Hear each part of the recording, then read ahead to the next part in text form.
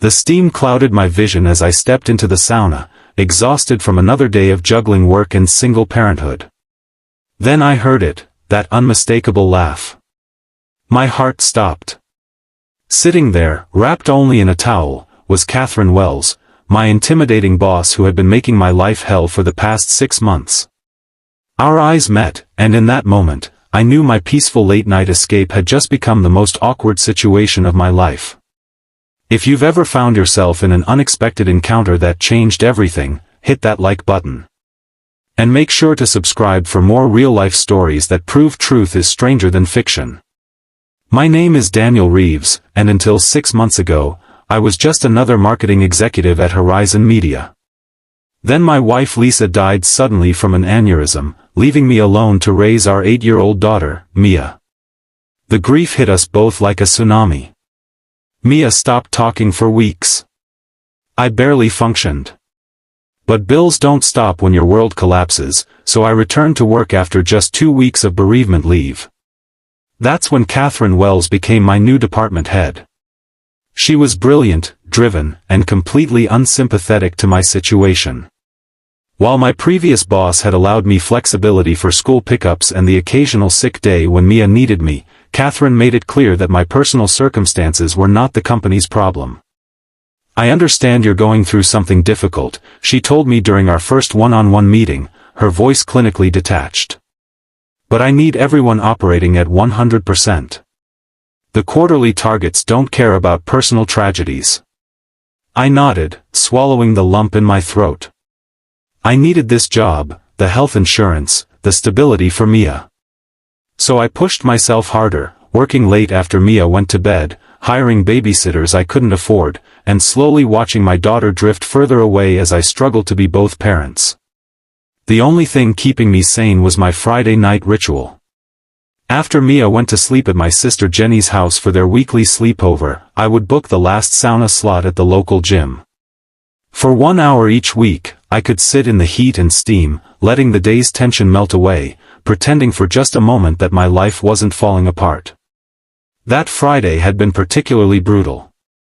Catherine had criticized my presentation in front of the entire team, pointing out flaws that could have been addressed privately. I'd missed Mia's science project presentation because of an emergency meeting Catherine had called. And to top it all off, my babysitter had quit because I was consistently late getting home. So when I pushed open that sauna door at 10 p.m., the last thing I expected, or wanted, was to see Catherine Wells sitting there. "Daniel?" Her voice carried the same authoritative tone it did in the office, despite her being wrapped in nothing but a white towel, her usually perfect hair damp against her neck. "Ms. Wells," I managed, clutching my own towel tighter. "I'm sorry, I had this time booked. I can come back another." "Don't be ridiculous," she said, gesturing to the empty bench across from her. "There's plenty of room." I hesitated, then reluctantly sat down, keeping my eyes fixed on the wooden floor. The silence between us was heavier than the steam. "I didn't know you came here," I finally said, desperate to break the tension. "I don't usually," she replied. "My building sauna is being renovated." This was the only time slot available. She paused, studying me. "I didn't realize you were a member here." "Friday nights," I explained. "It's the only time I have to myself. My daughter stays with my sister." Something flickered across her face, surprise, perhaps. "Your daughter. Mia, right?" I nodded, shocked she remembered my daughter's name. I'd mentioned Mia exactly once in a meeting when explaining why I needed to leave early for a doctor's appointment. "How old is she?" Catherine asked, and for the first time since I'd known her, her voice held genuine curiosity rather than calculated assessment. 8, I said. Though sometimes she seems 40, especially since her mom died. I hadn't meant to say that last part. The heat must have loosened my tongue. I braced myself for an uncomfortable pivot back to work talk or, worse, empty platitudes about loss. Instead, Catherine was quiet for a long moment. When she spoke again, her voice had changed. My father died when I was 9. 5 simple words, but they hung in the air between us, heavy with meaning.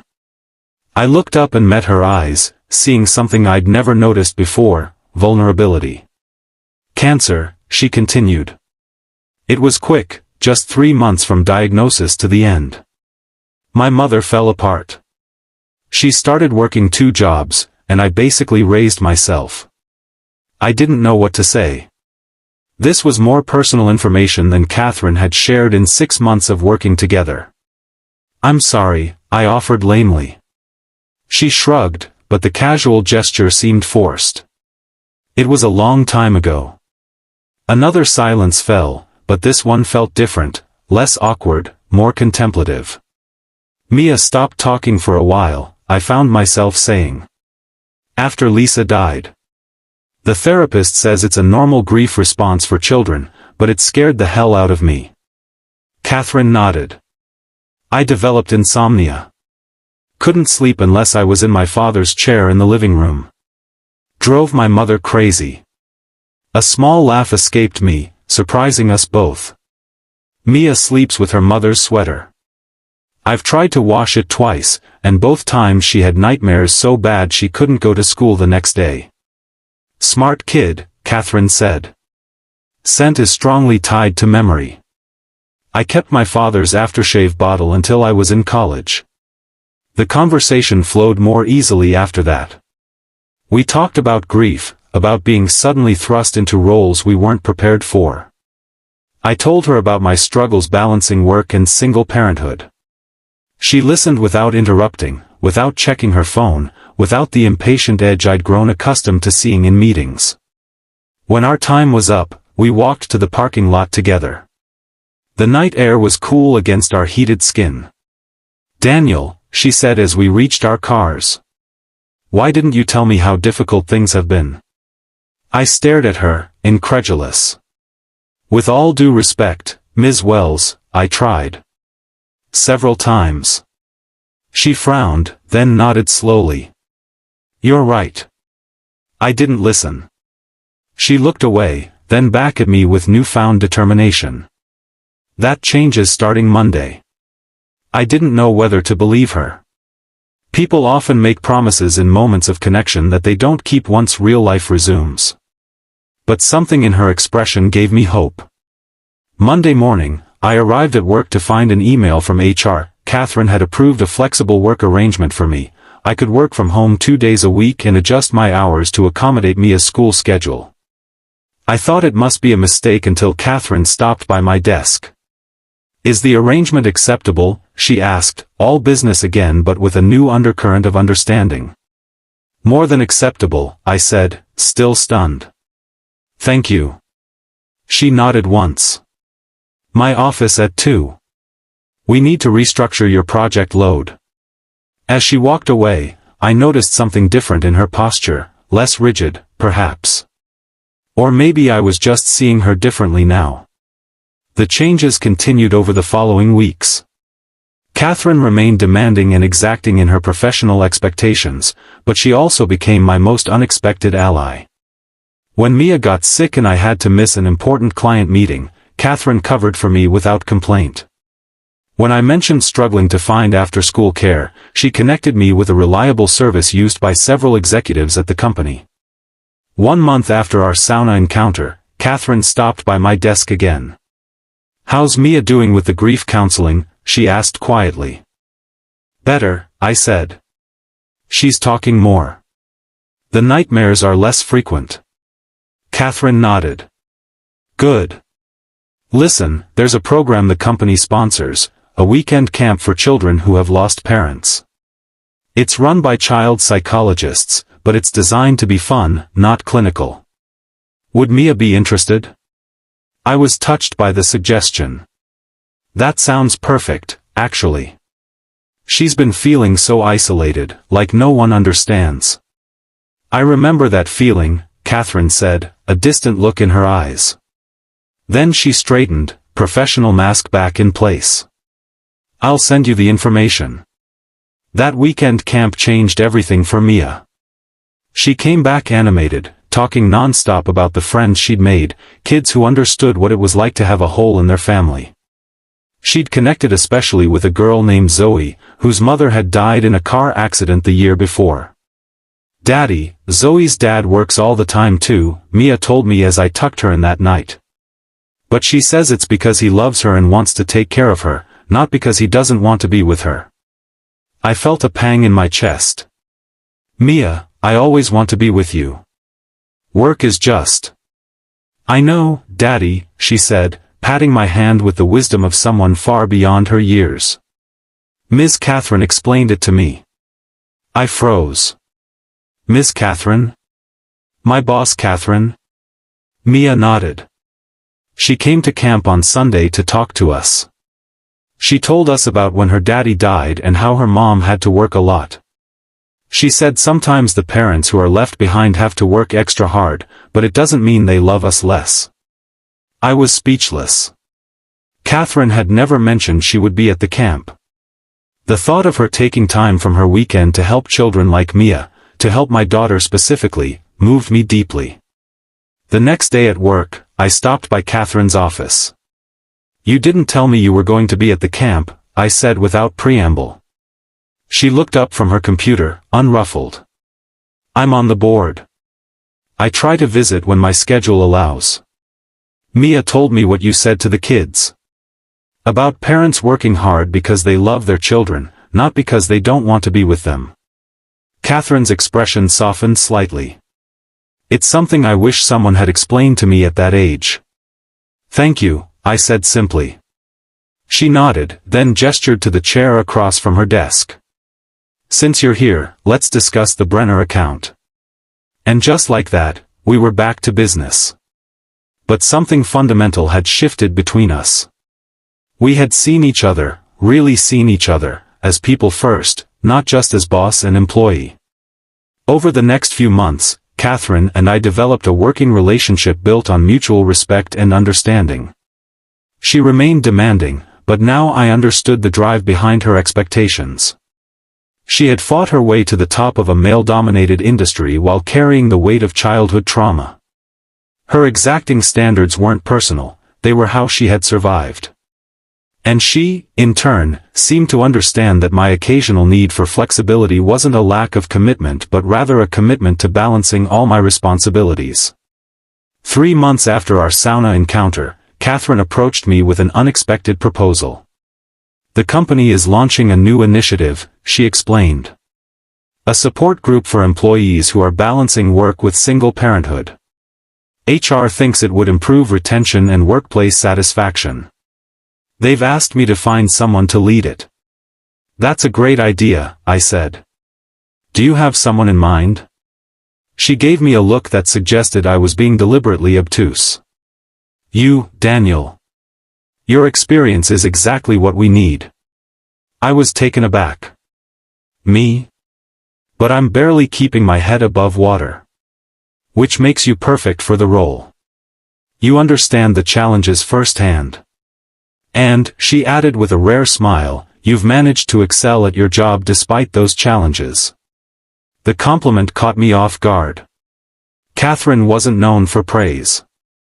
"I don't know," I hesitated.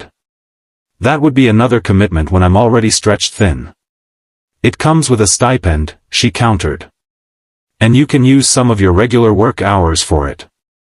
Think about it, you'd be helping other parents who are struggling the way you were." Put that way, it was hard to refuse. I agreed to consider it, and that weekend, I discussed it with Mia. "Would it mean you'd be home less?" she asked, the fear evident in her voice. "No, sweetheart. Actually, it might mean I'd be home more. And I'd be helping other moms and dads who are raising kids on their own." Mia thought about this, her small face serious. "Like how Ms. Catherine helped us?" "Exactly like that." She nodded decisively. "Then you should do it, Daddy." The support group launched a month later. We started small, just 5 single parents from different departments meeting in a conference room during lunch. We shared challenges, strategies, and resources. Word spread, and soon we had 15 regular attendees. The company expanded the program, providing childcare during meetings and establishing a resource library. Catherine attended our third meeting, sitting quietly in the back. Afterward, she approached me. "This is good work, Daniel," she said. "Really good work." Coming from Catherine, it was high praise indeed. 6 months after our chance encounter in the sauna, Catherine called me into her office. I went in expecting a discussion about the quarterly reports. Instead, she had a different agenda. "I've been asked to head up our West Coast expansion," she said without preamble. "It's a significant promotion." "Congratulations," I said sincerely. "You deserve it." "Thank you." She paused, uncharacteristically hesitant.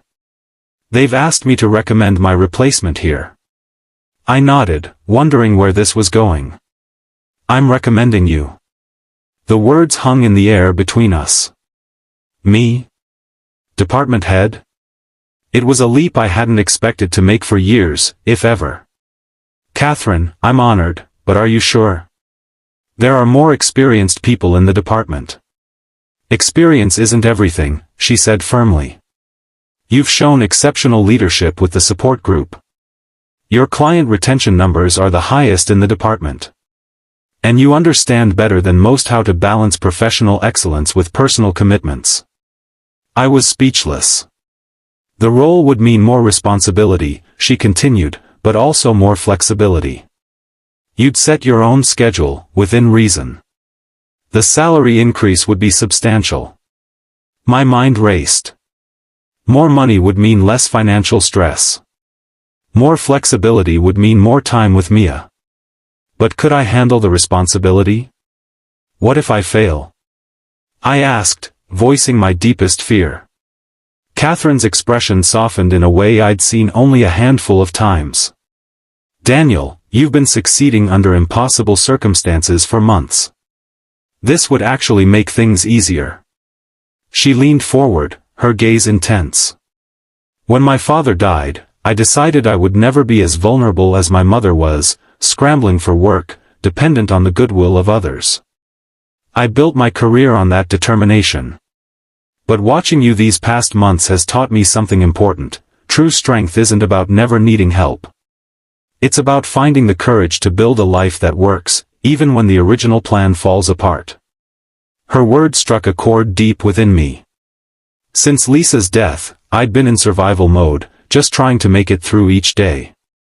The thought of actually thriving again, of building something new from the ashes of my old life, was both terrifying and exhilarating. "I'll think about it," I promised. That night, after Mia was asleep, I sat in the quiet of my living room and really considered Catherine's offer. The old Daniel, the one who existed before Lisa's death, would have jumped at the opportunity. But I was different now, more cautious, more aware of how quickly everything could change.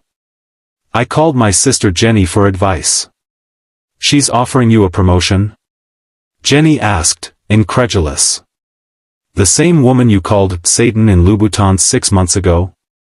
I laughed. "People can surprise you." "Apparently," Jenny said. "So what's holding you back? What if I take on more responsibility and then can't be there for Mia when she needs me?" Jenny was quiet for a moment. "Dan, you've been killing yourself trying to be the perfect father and the perfect employee. Maybe this is a chance to find a better balance. From what you've said, this Catherine person seems to understand your situation now." "She does," I admitted. "Better than most." "Then trust that. And trust yourself. You're a good father, Dan. That won't change with a promotion." After we hung up, I sat with my thoughts a while longer. Jenny was right. I had been trying to be perfect in impossible circumstances. Maybe it was time to try something different, not just surviving, but building a new life for Mia and me. The next morning, I stopped by Catherine's office. "I'll take the position," I told her. "Thank you for believing in me." She nodded, the ghost of a smile playing at her lips. "I'll start the paperwork today." 2 weeks later, we held a small department gathering to announce Catherine's promotion and my new role. As people mingled with cake and coffee, Catherine pulled me aside. "There's something else I wanted to discuss with you," she said. "The West Coast position comes with a significant challenge. The corporate culture there. The corporate culture there is notoriously intense. Long hours, cutthroat competition. I'll need to establish a different tone from the start." I nodded, not sure why she was telling me this. "I want to implement some of what we've learned here, the support group model, the flexible scheduling for parents. But I'll need someone who understands the vision." She paused. "I'd like you to consult on the project. It would mean occasional trips to San Francisco, video meetings.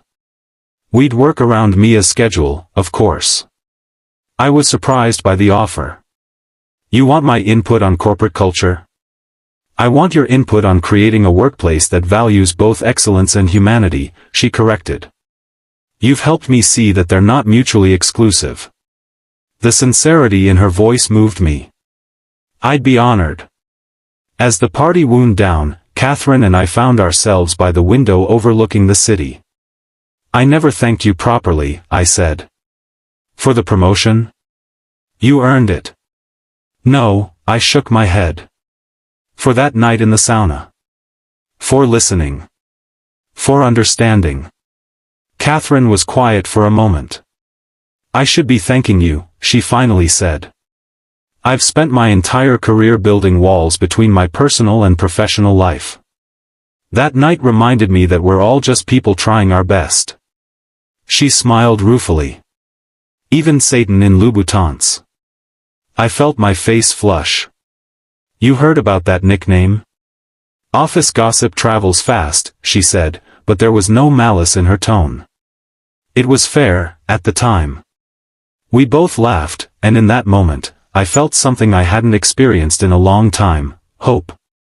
Not just for surviving another day, but for building something meaningful from the broken pieces of my life. 6 months later, Mia and I flew to San Francisco for a long weekend. The consulting work with Catherine had evolved into a company-wide initiative on work-life balance, and we were presenting our findings to the executive board. Catherine met us at the airport, greeting Mia with a warmth that still surprised me. "I thought we could visit the Exploratorium tomorrow after the meeting," she told Mia. "They have a new exhibit on sound waves I think you'll love." Mia's face lit up. Since the camp, she'd developed a special bond with Catherine, who somehow always knew about the coolest science exhibits and events. That night, after Mia was asleep in our hotel room, Catherine and I sat on the balcony reviewing our presentation. "Do you ever think about how differently things could have gone?" I asked during a lull. "If I hadn't booked that sauna that night?" Catherine considered the question. "I'd like to think we would have found our way to understanding eventually. But honestly, I was pretty set in my ways. It might have taken something dramatic to break through. Like finding your intimidating boss half-naked in a sauna?" I suggested with a grin. She laughed. "Exactly like that." We fell into a comfortable silence, looking out at the city lights. "Mia asked me something interesting yesterday," I said after a while. "She wanted to know if you were my girlfriend." Catherine raised an eyebrow. "And what did you tell her?" "I told her you were my friend. And my mentor. And sometimes still my boss, depending on the day."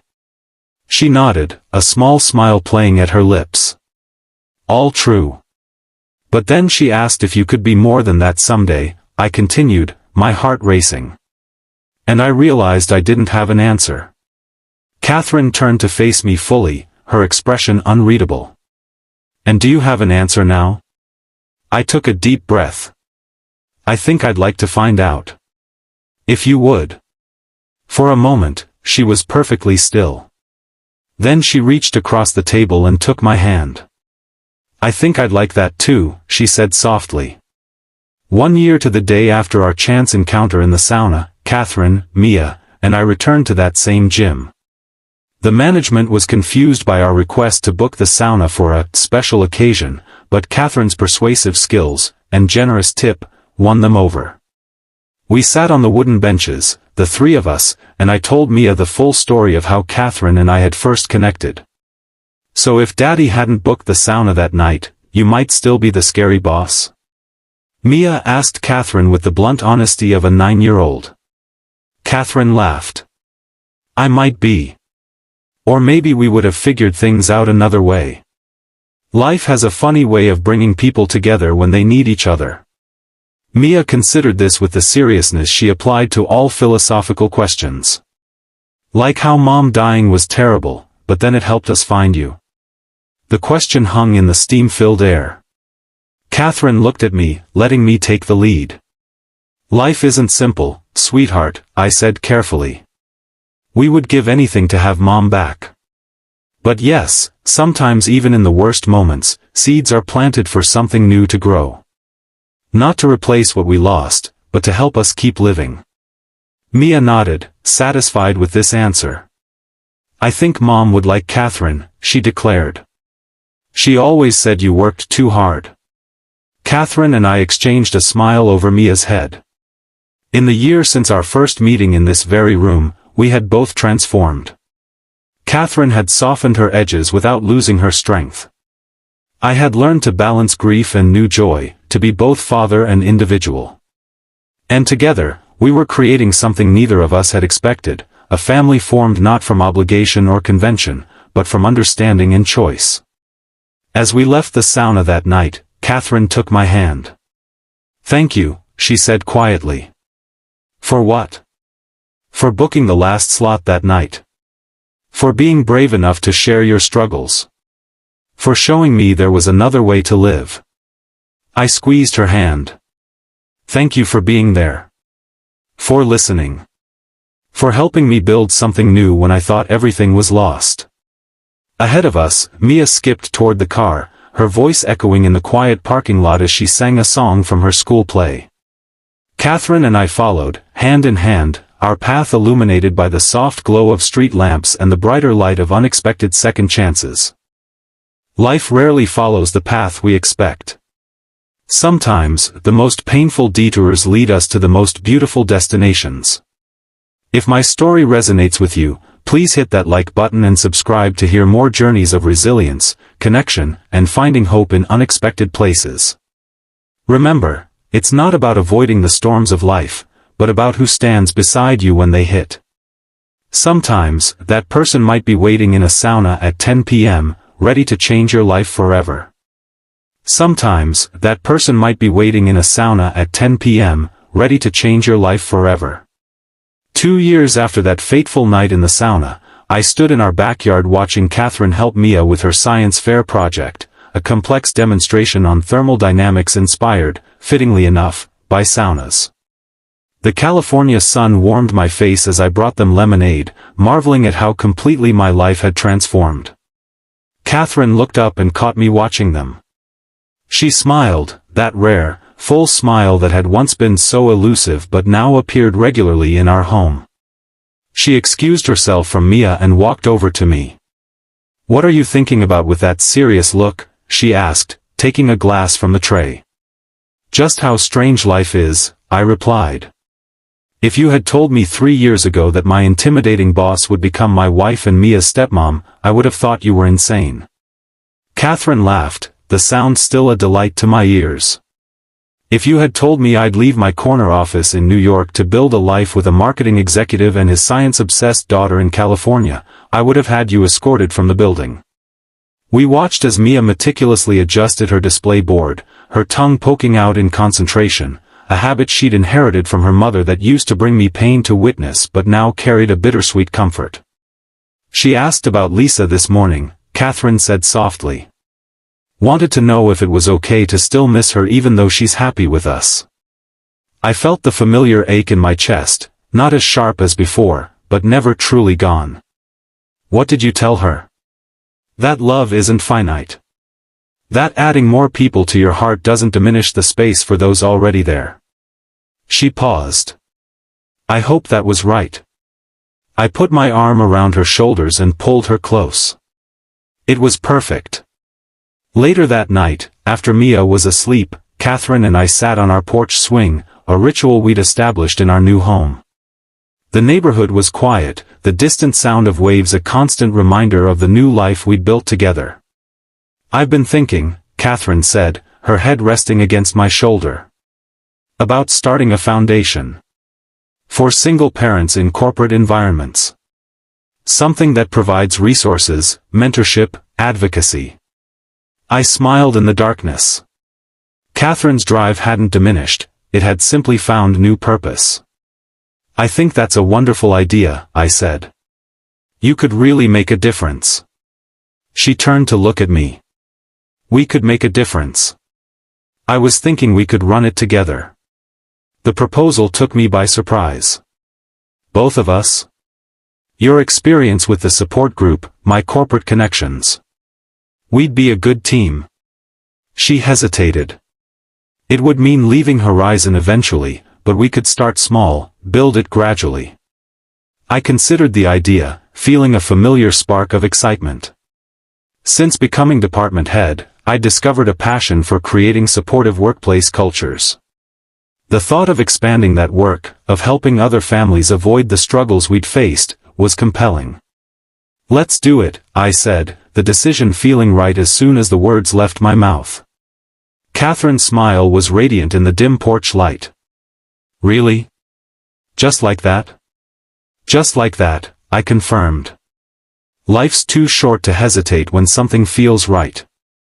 I think we both learned that lesson. She leaned in and kissed me softly. Indeed we did. 3 months later, we launched the Wells Reeves Foundation with a gala event attended by corporate leaders from across the country. Mia, dressed in a sparkly blue dress she'd selected herself, proudly handed out brochures to attendees. As I stood at the podium preparing to address the crowd, I caught sight of Catherine in the front row, her expression a perfect blend of professional confidence and personal pride. Beside her sat Mia, now 10 years old and flourishing in ways I couldn't have imagined during those dark days after Lisa's death. 3 years ago, I was a single father drowning in grief and responsibility, trying desperately to balance my career with raising my daughter alone. I was fortunate enough to find understanding and support, but many aren't so lucky. I paused, looking out at the sea of faces. The Wells Reeves Foundation believes that no parent should have to choose between being there for their children and pursuing their career. We believe that workplaces thrive when they recognize the whole humanity of their employees. And we believe that sometimes, the most profound professional connections can begin in the most unexpected places. My eyes met Catherine's, and we shared a private smile at the reference to our unusual beginning. Tonight marks the start of our journey to create more compassionate workplaces and stronger support systems for single parents in corporate America. We invite you to join us in building a world where career success and family well-being aren't competing priorities but complementary goals. The applause was thunderous, but the only approval that truly mattered to me came from the 2 people in the front row, my unexpected family, born from tragedy and chance and the courage to be vulnerable when it would have been easier to remain guarded. As I rejoined them, Mia slipped her hand into mine. "Dad," she whispered, "I think Mom would be really proud of us." I looked from my daughter to Catherine, who had overheard Mia's words and was blinking back tears of her own. "I think she would, sweetheart," I agreed. "I really think she would." That night, as Catherine and I prepared for bed, she paused by the window, looking out at the moonlit ocean. "Do you ever wonder about the odds?" she asked. "Of all the saunas in all the world, you walked into mine." I laughed at her Casablanca reference. "Pretty astronomical, I'd say." She turned to face me, her expression thoughtful. "Or maybe not. Maybe we find the people we need when we need them most. Maybe the universe has a way of arranging these collisions." Catherine Wells, secret romantic, I teased. "Who would have thought?" She smiled, coming to join me on the bed. "Only with you," she said softly. "Only because of you." As we fell asleep that night, I reflected on the strange, winding path that had led us here. From devastating loss to awkward sauna encounter to unexpected love. From colleagues to partners to family. From surviving to thriving. Life rarely gives us what we expect. Sometimes it takes away what we cherish most. Sometimes it places us in uncomfortable situations with unlikely companions. But sometimes, if we're brave enough to be honest, vulnerable enough to connect, and resilient enough to begin again, it gives us something we never knew to hope for, a second chance at happiness, arriving in the most unexpected package. For me, that package was a stern boss in a sauna at 10 p.m. For you, it might be something entirely different. But the lesson remains the same: keep your heart open, even when it's broken. Keep showing up, even when it's hard. Because you never know when an ordinary moment might become the turning point of your entire life. And if you've enjoyed this journey with me, please don't forget to like this video and subscribe to the channel for more stories that remind us all that even in our darkest moments, connection and new beginnings are possible. Because sometimes, the end of one chapter is just the beginning of a better story.